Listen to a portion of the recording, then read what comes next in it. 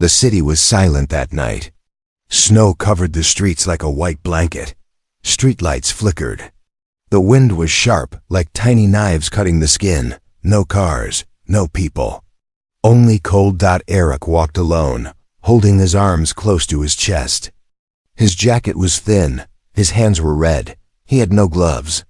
His breath came out like smoke. He had been walking for hours. He had lost his job 2 weeks ago. His phone battery had died yesterday. His apartment key was gone. Maybe he dropped it. Maybe someone took it. It didn't matter now. He had no money left, no family nearby. He was just alone. His feet were numb. He sat down near a dark alley and pulled his knees to his chest. The snow was falling harder now. His eyes began to close. "I'll rest for just a minute," he whispered. But deep inside he knew, if he slept, he might not wake up. As he closed his eyes, he felt something strange, a presence. Someone was standing in front of him. But he heard no footsteps. He opened his eyes slowly. A woman stood there. She had no coat. Her clothes were torn. Her long black hair blew in the wind. Her eyes were glowing, a soft blue light. Her skin looked pale, almost silver under the streetlig. Eric tried to speak, but his lips were frozen. He just stared. She knelt in front of him, her face close to his. She spoke softly, her voice calm and strange. "You are freezing, human. Take my heat." Before Eric could react, she hugged him.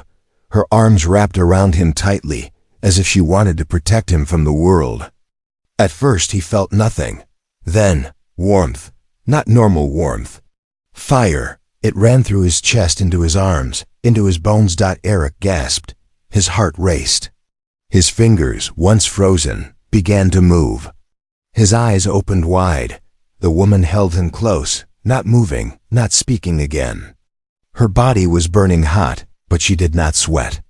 She just stayed still, like a flame with no fear. For a moment, Eric forgot the cold, forgot the pain, forgot the world. Then, blackness. Eric woke up hours later. The snow had stopped.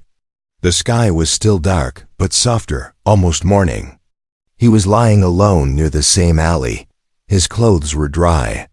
His body felt warm. He touched his chest, no frostbite. No pain, but the woman was gone. He sat up quickly, looked around. "Hello?" He called out. "Are you still here?" Silence. Eric stood up. He felt different, stronger, alive, but also confused. He looked down the alley where she had appeared. No footprints in the snow. No sign she was ever there. Was it a dream? He touched the wall nearby and felt it, still warm. The brick had heat, like someone had pressed against it. He wasn't crazy. He walked to a nearby street. The lights were back on. Cars passed again. Life was returning. But inside, Eric knew something had changed. He had changed. He remembered her words clearly. They were not normal words. "You are freezing, human. Take my heat." Who was she?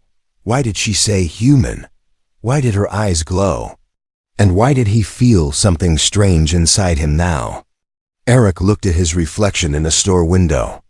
His skin looked the same, but his eyes, they seemed brighter, sharper.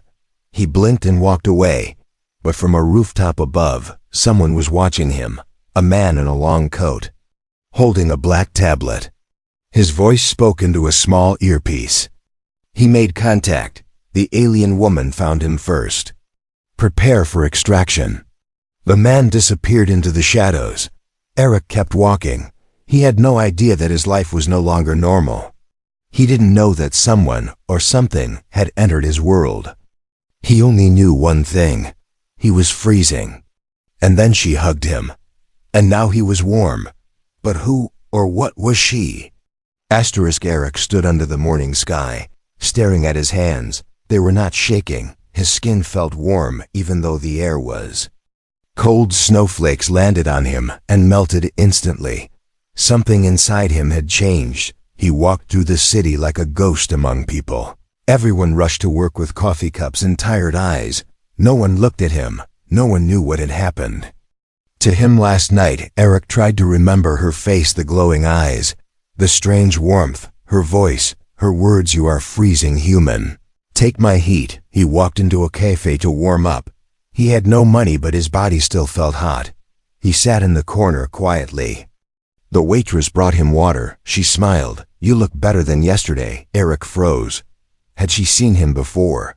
No, he shook his head and smiled back weakly. "Thank you." After some time he left and walked toward the library. Maybe he could find answers. They're about heat, about strange humans, about people with glowing eyes inside. The library, the air felt still. Books surrounded him like silent watchers.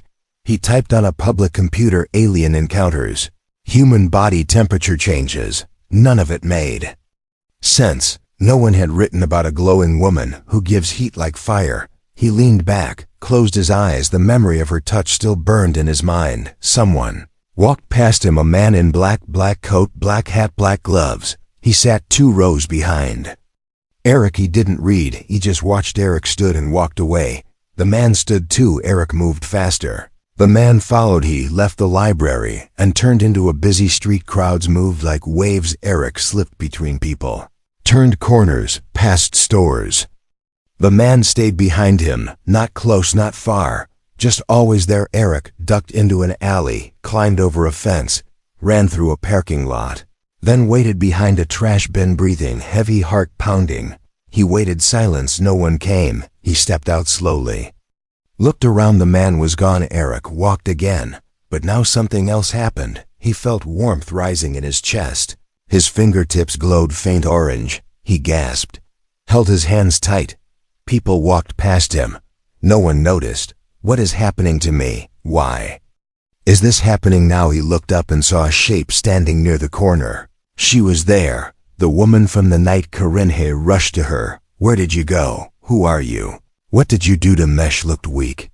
Her hair hung low. Her skin looked gray. Her eyes still glowed, but dim now. "I gave you life heat. Too much. Maybe I had no choice. You were dying." "What are you?" Eric asked. Corinne looked at the sky. A star flashed across the clouds. "I am not from here. My body runs on heat. My people used to live in warmth. Now we are scattered." Eric tried to understand. "But why me? Why help me?" "I'm just nobody." Corinne touched his arm. "Your heart was full of sadness, but not hate. You were freezing, but not cold inside. I saw you and I knew you would listen. You would feel." Eric looked at her hands. They were shaking. "Now you're weak. You need help." She smiled. "I gave too much. I will fade soon." "They are looking for me." "Who?" Eric asked. "Who is looking?" Corinne looked behind him. A shadow moved near the alley's mouth. "He is here." Eric turned. The man in black stood watching, expressionless, silent. Eric stood in front of Corinne. "Leave her alone. She saved me." Man raised a small device. "You made contact. You are now part of it." "She is dangerous." Eric shook his head. "She saved my life. She's not the danger. You are." The man said nothing. He pressed a button on the device. Corinne cried out. Her body flickered like a weak flame. Eric's chest burned. He screamed. The heat inside him burst outward like a silent firestorm. Man dropped the device and stepped back. His coat smoked, his eyes wide. Eric grabbed Corinne and ran. They vanished into the city maze. He held her close, like she had held him. She whispered, "They will not stop. You have my heat. You must use it wisely." Eric kept running. The wind no longer felt cold. His heart was no longer afraid. But he knew now this was only the beginning. The night was breathing again. Lights flickered above the rooftops. The sky wore a deep violet color like bruised skin. Eric moved fast through the empty streets. His arms held Corinne close. Her body felt colder now, her glow fading, her head resting against his chest. Too quiet, too still. He reached a closed garage behind an old warehouse, the kind of place where no one asks questions. He pushed the door open. Car parts scattered around, dust thick in the air. No alarms, no cameras, only silence. Laid Corinne on a couch covered with a dirty blanket. She didn't speak, her breathing soft like paper in the wind. Eric looked at his hands, still warm, still glowing, not human anymore. Not fully. Corinne opened her eyes. Faint light returned. She looked at him, a weak smile. "You kept me safe. You Save me first. Now it's my turn. Eric said. Her hand reached out, trembled, touched. His chest felt the heat. They will come for me again, she whispered. Not just the man in black, others. They fear what I am. What I carry. What do you carry? Eric asked. She looked up, not at him, but through him, like seeing stars behind his face. Memory, knowledge. My planet is gone. My people scattered across galaxies. We were made of heat, born in the heart of suns. But when our world froze, we started dying. Eric listened. Heart steady, mind racing. I left my ship in the sky. Karan said. Hidden, crashed years ago. I was trying to reach others, but the cold of this world weakens me. Where is the ship? Can we go there? Eric asked. Too dangerous now. Too many watching, too many listening. Eric stood and paced the room. His body pulsed like a slow fire. Something new had awakened inside him. Not just heat, but connection. He could feel her pain, her memories, images of burning cities, flying silver towers, children made of light. Karen sat up slowly, her voice stronger now. When I hugged you, I gave you more than heat. I gave you a link. You are now a carrier. You can hold my fire, my story, my species. Eric stared at her, confused, afraid, but also something else. Purpose. Why me? I was no one. Because you felt cold, but were not empty. You had sadness but still hoped. You are the bridge now. She stood slowly, her glow returning, the warmth inside her rising again. We must find the others, she said. The last few of my kind may still be alive, hidden, sleeping. If we find them, we can rebuild the spark. Eric nodded. But what about the men in black? They will come again, stronger, smarter, maybe not even human. Rin looked at him with eyes that had seen galaxies die. Then we make them afraid, she sighed. Noise outside, a crunch of gravel. Eric froze. He moved to the window. A van parked under the shadows, no headlights. Doors didn't open. They found us, he whispered. Karen touched his arm. You have the fire, they don't. Reached into her coat, pulled out a small cube. It pulsed in his hands. Warm, alive. What is this? Eric asked. It's a seed, Karen said, of what we once were. Keep it safe. If I fall, you plant it in the right place in the right time. The door creaked. Footsteps. Eric placed the cube inside his shirt. Karen stepped beside him. Shoulders squared, eyes bright again. They are not ready for this heat, she said. The door burst open. Figures in black rushed in, guns, raised voices shouting. Eric's hands ignited. No fire, only light, raw energy. He stepped forward, felt the ground tremble. Karen lifted her hands too, eyes glowing like twin stars. Together, they unleashed the fire. The garage exploded with light, not heat, not sound, only brightness. When it cleared, the black-clothed figures lay on the ground, unconscious, breathing.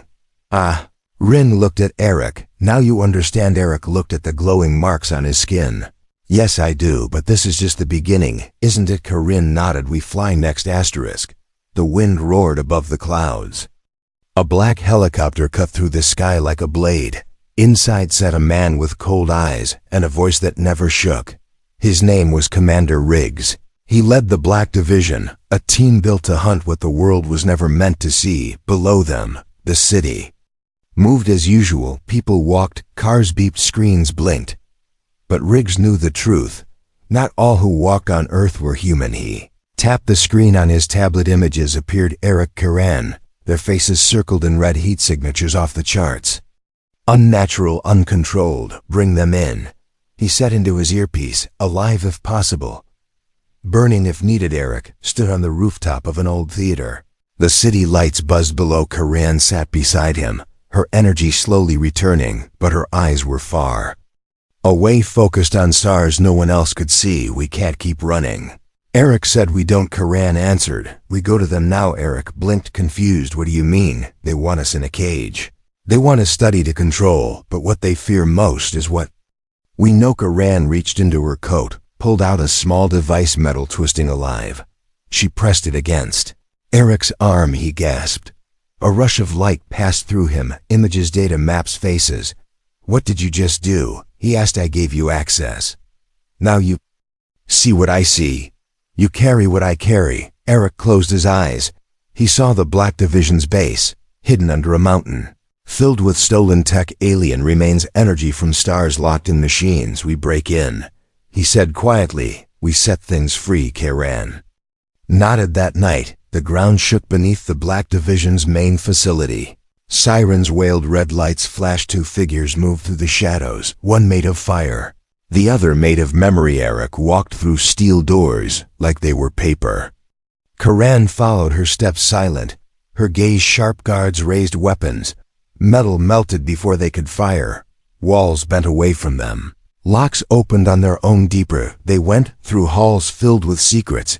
They passed a room with glass walls. Inside floated a creature with 6 eyes. Its skin cracked like stone. It looked at Karan and nodded. Others were there too. A girl made of smoke. A boy with silver hair and no shadow. All locked, all watched, all afraid. Eric stepped to the control panel. His hands touched the screen. Heat moved like code. Bars unlocked, doors slid open. The prisoners looked at him. No words, only understanding. Karan whispered, "They kept us like weapons. Now we become something more." An alarm screamed louder. "Commander!" Riggs appeared on the upper deck. He stared down at them, calm, unmoving. "You think you're saving lives," he said. "You're just breaking the balance." Eric looked up. The balance was already broken. Riggs raised his hand. A wall of white gas poured into the chamber. Karan fell to her knees. The others coughed, cried, collapsed. Eric stood, but the heat inside him flickered. A machine dropped from the ceiling. Metal arms reached for him, needles, cables. It wrapped around his chest. Riggs smiled. "You're not a god, boy. You're a science project." Eric looked at Karan. Her eyes locked with his. "No fear, just trust." He closed his hands, focused. The heat burst outward. Not as fire, but as light, pure and blinding. The machine shattered. The gas turned to mist. Karan stood again, brighter, stronger. They rose together, not as fugitives, but as flame and memory joined. Riggs stepped back, his calm cracked for the first time. Eric floated above the ground. The others followed one by one, each prisoner glowing awake. "We are not your experiment," Eric said. "We are your future." The walls shook. The base trembled. Karan placed her hand on the control core. A final command entered, every record deleted, every file burned. They left the facility behind, silent and broken. Mountain above swallowed the building whole. Far away in the sky, a satellite blinked. A new signal was sent. "They are rising, and Earth is not ready." Asterisk. Smoke drifted through the trees. The forest near the mountains held its breath. No birds, no voices, only the quiet sound of 2 footsteps moving through ash and leaves. Eric walked with Karan leaning against him, her body weaker now, each step slower than the last. She had burned too much light back in the facility, but her eyes still held stars inside. Then they stopped near a frozen lake. The sky above was deep blue, clouds shaped like old memories. Eric lowered her to the ground, covered her with his jacket. He sat beside her, breathing hard, chest still glowing. "We need to rest," he whispered. Karan looked at the water. It was still like glass. She reached out, touched it. It rippled, then froze again. "You're still losing energy," Eric said. "We have to find your ship." Karan turned her head. "There's time, but not much. My body is changing. Your heat has altered me." Eric looked at her hands. The silver lines under her skin now pulsed orange, the same color as his own. "What does that mean?" he asked. "It means we are connected now, not just through touch, but through memory, through will." She sat up slowly, her back against a tree. Her fingers brushed the side of his face. "When I touched you the first time, I only meant to warm you. I didn't expect you to hold my heat this long." Eric felt a rush inside his chest. Not pain, not power, something gentler, something alive. "Maybe I was always meant to," he said. Karan smiled, her first real smile since they met.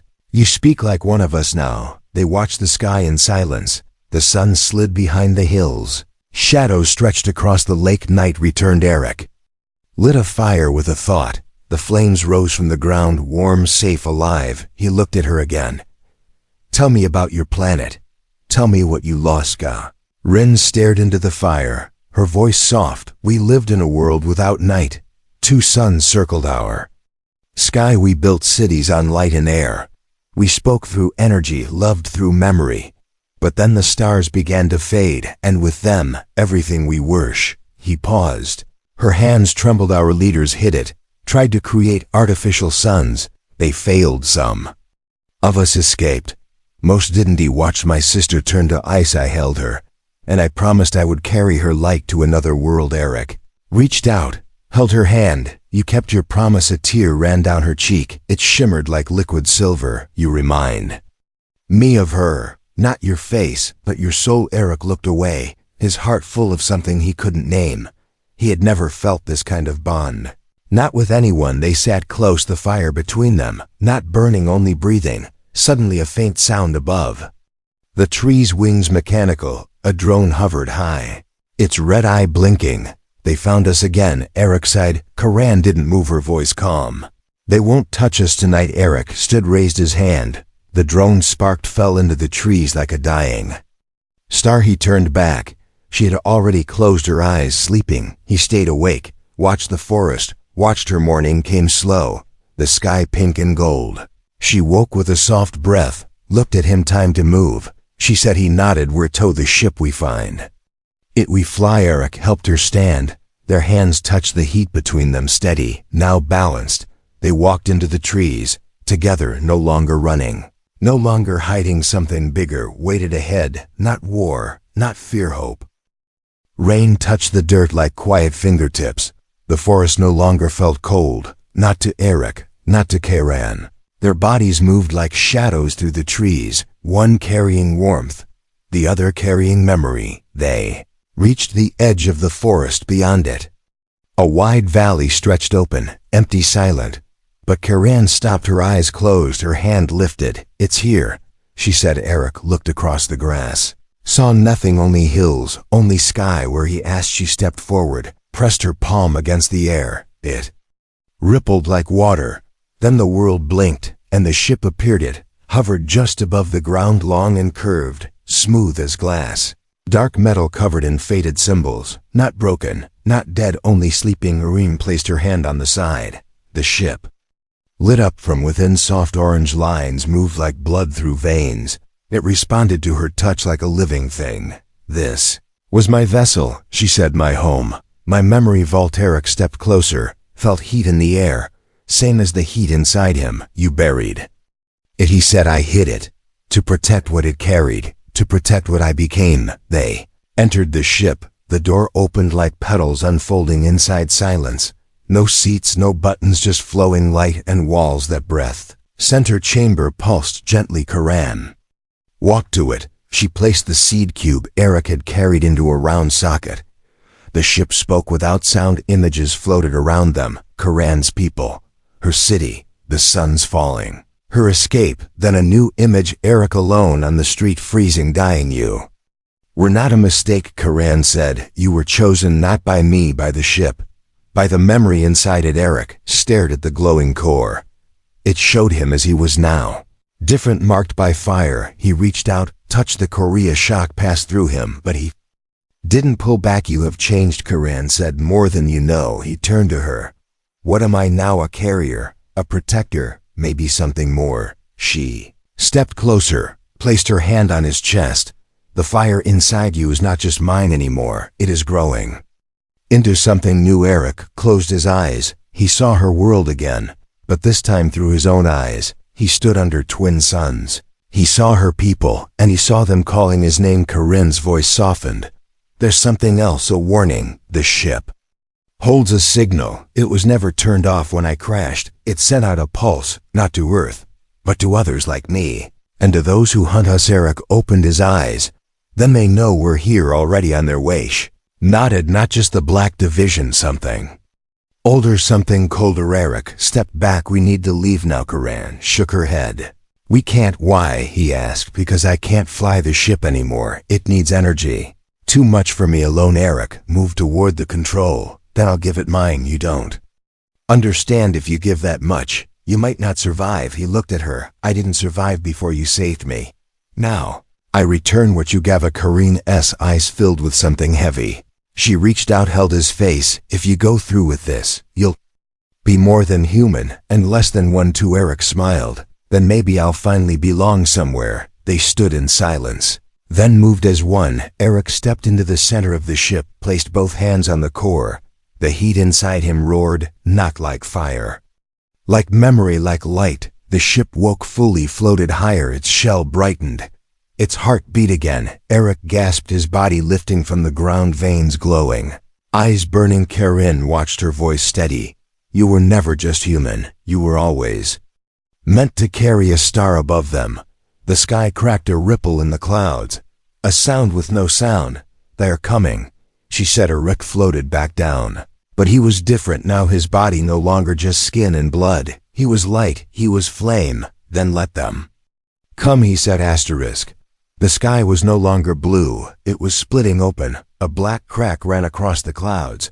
Inside it, stars moved backward, like time rewinding, and from that crack, they came not ships, not creatures, something older, dark forms made of shadow and silence.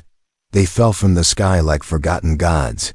No wings, no eyes, just presence, just fear. Eric stood at the top of the valley. His body was not shaking, not burning. He was steady, bright, a living flame wrapped in human shape. Karen stood beside him, her glow smaller now, flickering. The ship behind them pulsed like a heartbeat, waiting for flight, waiting for sacrifice. They are here for me, she said. They are here for us, Eric answered. The shadows moved across the ground without walking, touching trees, turning them black.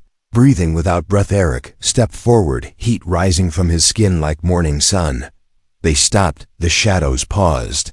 Curious, confused, he raised both hands, spoke without words, only feeling, only memory. He showed them her face, Karen, the woman who gave warmth without asking, the alien who saved one broken man. And then he showed them what he had become, what she had made him. Not a weapon, not a threat, but a bridge between stars. The shadows screamed without sound. Their bodies stretched like smoke, pulled by wind. Karen fell to her knees. Her voice cracked like glass. I cannot hold it anymore. The ship needs more than I have. Eric turned, walked to her, kneeled, held her hands. Then take mine, he said. No, you will fade. You are the future. Eric smiled. Then let me give it life. She leaned forward. Her forehead touched his. Their light merged. The fire inside them roared. The ship behind them rose into the air, slow, glowing, awake. The shadows rushed forward now, screaming, breaking. Trees melting, stone. Eric stood between them and the ship. His chest lit like a second sunk. A ring reached from behind, arms around him. One final time she whispered, you were freezing, I gave you heat. Now you are burning. Let me take it back. He turned in her arms, held her close, tighter than ever before. If I fade, let it be in your arms, he whispered. Their hug was not human, not alien, something more, something eternal. A wave of light exploded around them. The shadows stopped, caught mid-motion, then crumbled into ash. The ship rose faster, its engine silent, its memory full. Karen stepped back, her glow rising, her feet lifting from the ground. You gave me hope, she said. You gave me home. Eric reached out, touched her fingertips one last time. She vanished into the ship. Her form became light, became code, became song. The ship pierced the sky, entered the crack, and the crack closed like a healed wound. Silence returned. Eric stood alone in the valley, but not empty. The warmth inside him still burned, gentle, now balanced. He looked at the sky, no tears, only fire in his eyes. He walked back through the forest. The cold wind touched his face, but he did not feel it. Past a boy sitting alone on the steps of an old building, shivering, crying, forgotten. Eric stopped, took off his coat, wrapped it around the boy's shoulders. The boy looked up, eyes wide, mouth open. You're freezing, Eric said. Take my heat.